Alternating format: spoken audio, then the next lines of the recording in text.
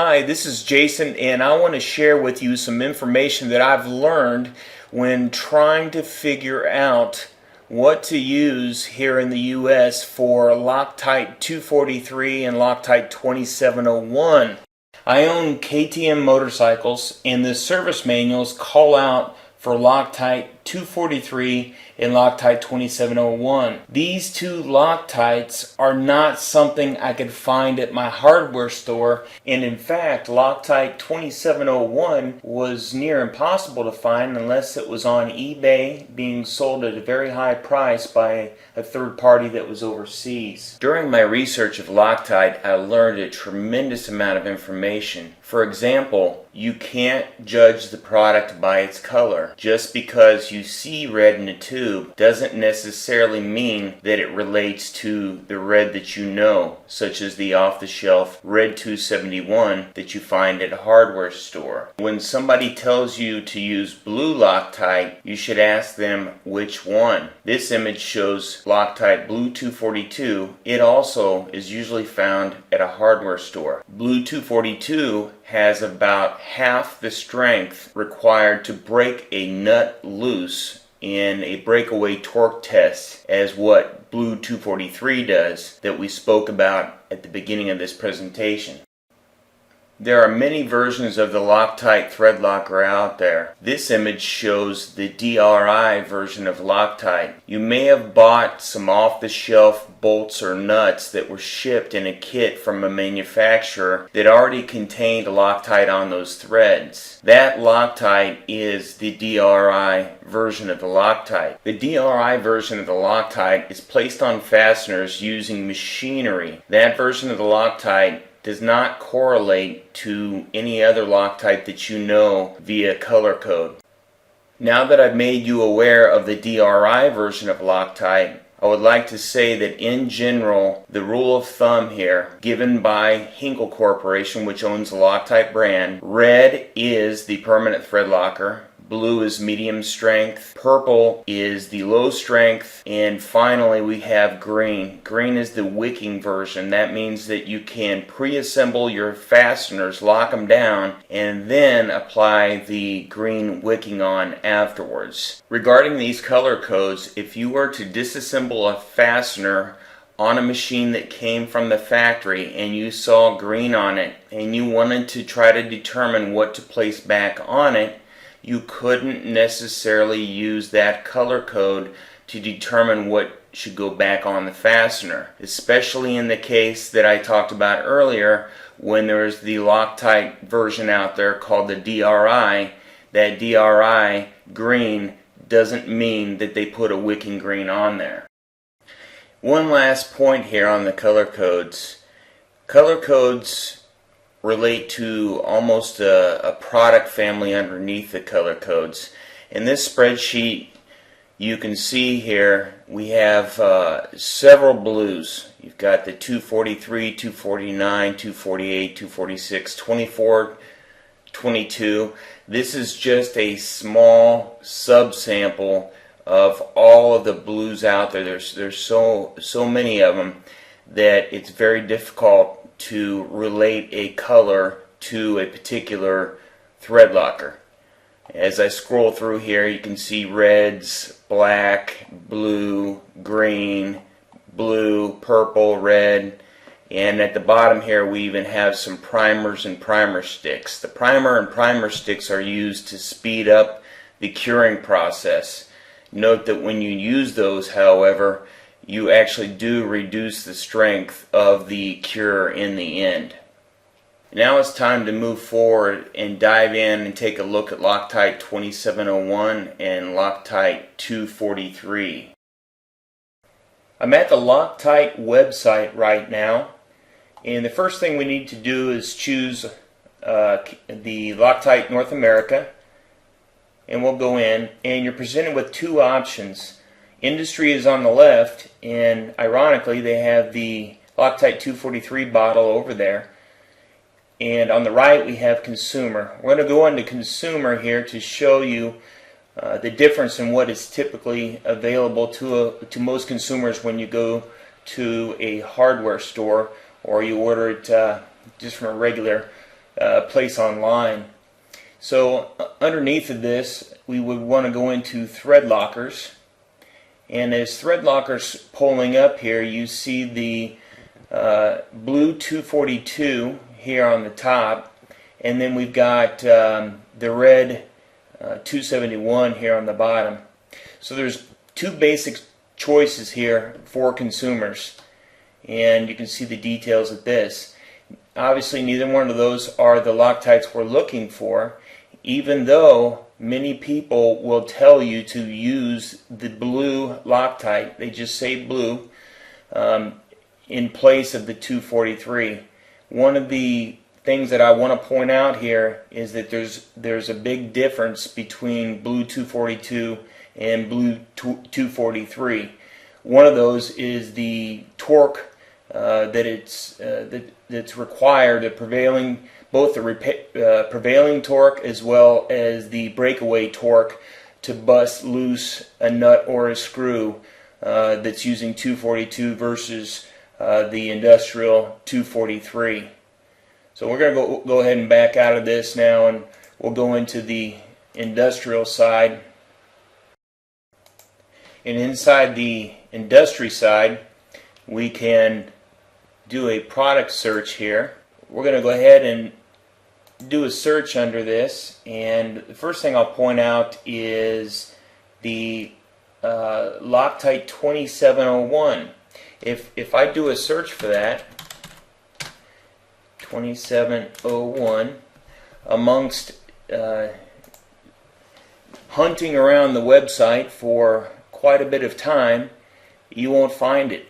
And the 2701 is called out in the KTM manual to be used on some really important parts, such as the engine sprocket, the rear sprocket, the subframe screws, the head stays, and there are even some internal shock components, and all of those are very important components. And I've been told to use blue. That's what people will say. Use blue, or you can even search the internet for forums and you'll come up with a lot of misinformation on it. So we'll talk a little bit more about the 2701, including a conversation I had with tech support at the industrial side of Hinkle when I called in. Now we'll search for Loctite 243. This one's a little bit easier here. And 243 will bring up the product that's used on the majority of all KTM locations where you need to use a Loctite, except for those that I mentioned earlier. So this is the prevailing Loctite 243, and you can get it. Matter of fact, I was able to order a large 250 milliliter bottle from Zoro.com. First confusing thing to talk about right away here is that you're looking at Loctite 243, as they say, known as Loctite 243 Blue Thread Locker, and then you have the same product here for automotive aftermarket only. I looked at the technical sheets for both of them and really didn't see any major differences between these two apparent right off the bat. So I'll just let you know that that is definitely one of the confusing choices to make when you're trying to find the proper product. And for now, we're just going to focus on going ahead and going into 243, as well as pulling up the search, which I've already done here in the background, for 242, so we can compare and contrast the two of them. Because again, the 242 is what you're going to find at your hardware store, what most people recommend, and it's not the same, and I want to point that out. On the 242 side, you see here that there's the automotive version, but there's also a thread locker stick. I should point out that the thread locker stick does not have the same qualities and characteristics as does the Loctite 242, even though they're marketing them the same. There's also a tape, things that seem to be pretty handy to me, and I almost wanted to jump out and buy, and when it comes down to it, they just don't have the same holding characteristics. So what I'll do here is I'm just going to skip forward in the browser because I'd already pulled up the information for this. So we've got the technical data in front of us for Loctite 242. It's your consumer hardware type of blue, as they would say. And what I want to point out first is the two different types of torque that are used to measure what the Loctite can handle. The first is the breakaway torque, and then the second one is the prevailing torque. The breakaway torque is the amount of force, they have it listed here in inch-pounds, that's required to bust a nut or screw loose that has fully cured Loctite on it. Whereas the prevailing torque is the amount of torque required after it has been broken loose to rotate the component 360 degrees. So on 242 we see that it takes 110 inch-pounds to break it loose, and then it takes only 43 inch-pounds of force to rotate it 360 degrees. So this is your off-the-shelf hardware version. And now over here on the side, industry side, we're going to look at the technical information for the 243. And if we go down here and look at the breakaway torque, we've got 230 inch-pounds with 40 of prevailing torque. So 230 inch-pounds versus 110 inch-pounds to break it loose. That's obviously a dramatic difference between the industry quote-unquote blue 243 and then this one here, which is your off-the-shelf versions. The next thing I would like to point out is the temperature range. So on the industry 243, it goes up to 360 degrees Fahrenheit. Over on the 242 side, we're only up to 300 degrees Fahrenheit. And that could be important with some parts of the engine which are going to heat up and could potentially cause failure in the Loctite substance. I'm guessing that the 300 is probably going to be good, but you know, for me, if I'm going to go through the trouble to put Loctite on like it asked me to do, I want to have the right Loctite part number. And I certainly would never use 242 anymore, considering the huge difference in those two products. Maybe some of you noticed too that takes a little tiny bit more 3 inch-pounds of prevailing torque to turn the off-the-shelf version 360 degrees. Now that all said, in the future I will use Loctite 243, and in fact I do have a 250 milliliter bottle of that now in my garage. You'll see a 50 milliliter bottle here pictured in the photo. I'll talk more about differences in Loctite further throughout this presentation, but for now let's move on to Loctite 2701.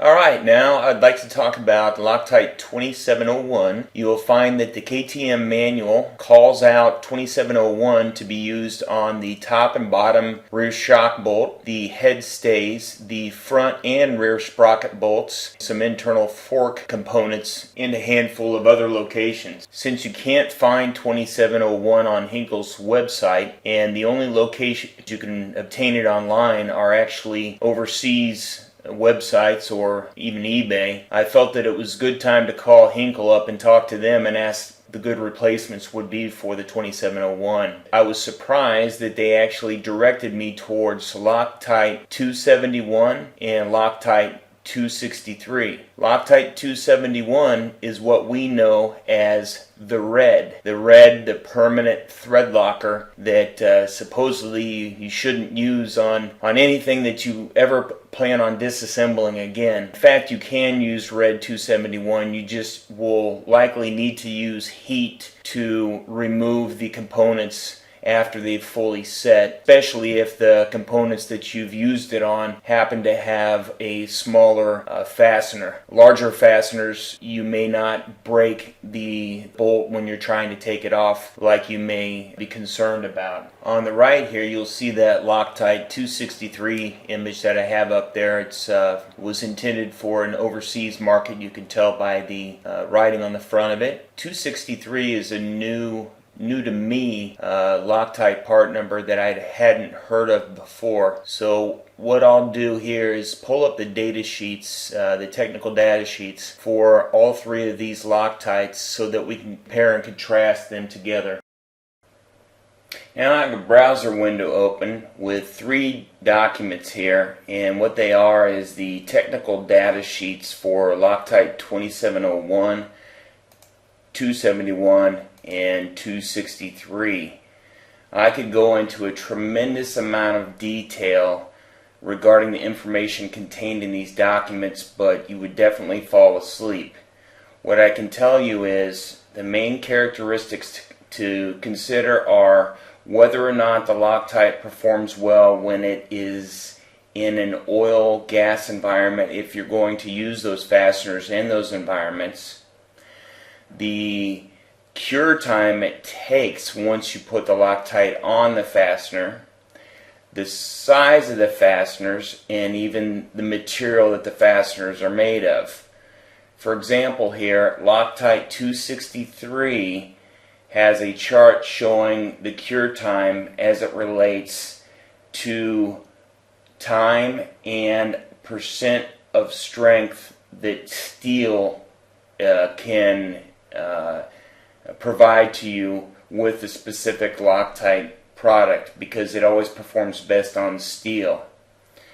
So within all those qualities and characteristics, as I examine these data sheets, I can say that for me personally, Loctite 263 is a preferential replacement for 2701 if 2701 isn't available. The reason why I chose 263 relates primarily to the cure time and the fact that it performs well on both passive versus active metals, as you can see here. If we look at 271, this is the percent of strength on steel, and the passive metals do not perform nearly as well. So I would think that 263 is a better all-around choice, because some of these fasteners can be chromated with some chemicals that make them last longer or provide anti-corrosion qualities. So between 2701 and 263, ideally if a manual is calling out for 2701, I think I may just order the 2701 from overseas, just so I can use what the manufacturer states, and there won't be any hidden surprises in there, because I've learned a tremendous amount about these chemicals, and I haven't even included half of that in this presentation. But it does appear that 263 is a good substitute, and especially when it comes to cure time, because you don't want to wait necessarily 24 hours, as you can see here on steel, for that to cure.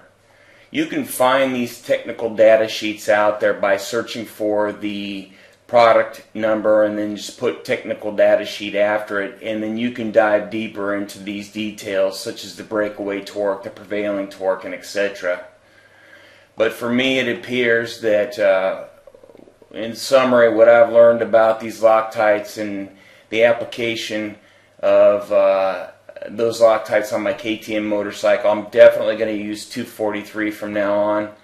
And as far as 2701, it's still up in the air between 2701 and 263, which is one of the replacements Hinkle suggested.